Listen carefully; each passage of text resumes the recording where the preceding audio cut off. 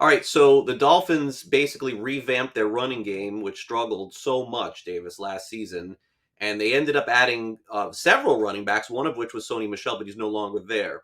So the two that seem to be getting drafted the highest are Chase Edmonds, who, always a very good complementary back, Davis, in Arizona, but struggles quite a bit when he's been the guy. So I'm guessing based on McDaniels' former offense is that in this offense he won't be the guy, but he probably will win a couple of weeks for you.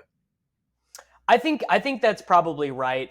Edmonds has really only started one game in his career. It was against, funnily enough, it was actually against Miami in 2020. He got 25 carries, but only generated 70 yards for 2.8 yards per carry, 3 for 18 as a receiver.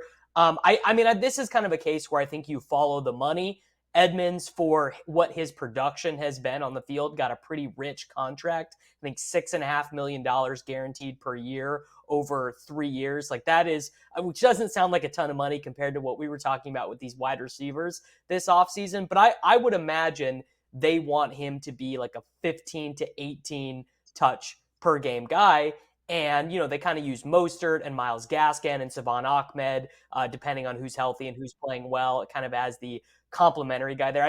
We're certainly not going to see, Jonathan Taylor, Najee Harris workloads for Edmonds, particularly as a runner. But I think for a long part of this offseason, he was going quite late. I think he is Mm-hmm. a pretty strong selection where he's going now.